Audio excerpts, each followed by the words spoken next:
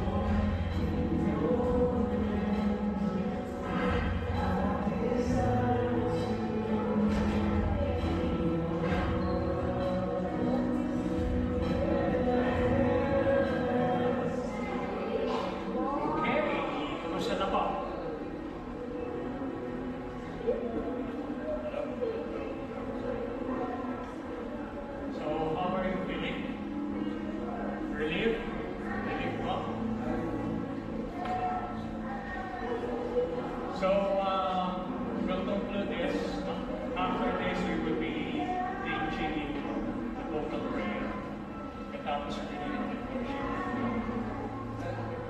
So, yeah. Feeling is not the important thing, mga kapatid. No? Rather, try to look for a new way that the Lord is telling you. You know, probably God is working in you on some of the things, not really on the gifts that you want to receive. Probably your desire to really pray. Kanya-kanya po yan, no?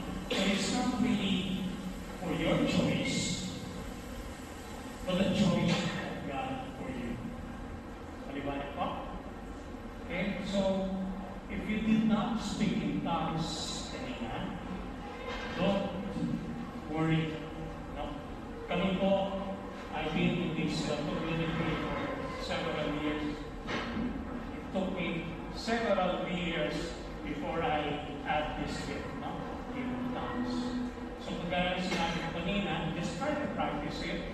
You know, open your mouth, speak in this like in la. And if you haven't received that gift of tongues, don't equate it, no, into saying that you haven't received the Holy Spirit. Hindi po, no? Definitely, the Holy Spirit is within us, is within you, but yun nga lang, no? He doesn't really want it to be given to you at the moment, no? So, in your prayer time this week, mga kapatid, I would suggest that you give plenty of time, you know, praising Him, thanking the Lord, you know, and you might do this aloud. Huwag lang yung siguro nagdidinig ng kapitbahay. Kung baka sabihin, masasabihan na kayo, no? But try to just to practice this, you know, praising Him and trying this gift of tongues, no? Be aware that the devil can tempt you to doubt. Definitely, you might be again saying that you haven't received the gifts that you desire. Again, the Lord is saying it's not ready for you now. No? Maybe some of the time. No? And Satan is seeking to rob us or everyone of God's gift. Ayaw niya. No? Lalo po tayo nalalapit sa Panginoon. Lalo po yung dago, no? Yung problema na dumarating sa atin. Why? It's because the devil is really trying to resist, no? Trying to pull you out of being closer to God. Kami po, no? Ako, every time I give a talk, I know, no? For a fact that things wouldn't be well. Maring nagkakatampuan kami ng mag-asawa before that. No? Again, it's just that the devil is really doing things to prevent you from being closer to God. Amen? So, do not let your feelings of doubt bother you, mga kapatid. Just remember that God promised it and that you ask for it. Do not expect all your problems to go away all at once. Yung mga nag-pray over sa inyo kanina mga concerns. Again, it's part of life that we have these problems, you know. But again, the Holy Spirit will make a big change in you. No? Or that your problems will not go away at that instant. But again, trust that the Holy Spirit is working in us already. And there are some things that will take a while to work out. No? What is important, mga kapatid, you now have a power to use and to work out. Be faithful to your regular time of your daily prayer. Okay? Again, sinabi ko po kanina, if your least 5 minutes. Just try to practice. No? Pray, pray, pray. Malay natin, no? And next time you'll be having it, or praying it at 15 minutes or 30 minutes. No? Spend a good portion of your prayer time in praising and thanking Him. No? It doesn't have to be scripted.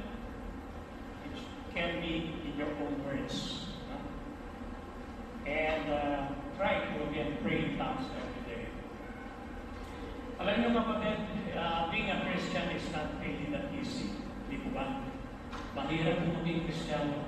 Lalo-lalo, dahil sinabi ka, temptations and sin is everywhere. No? And it's really a struggle.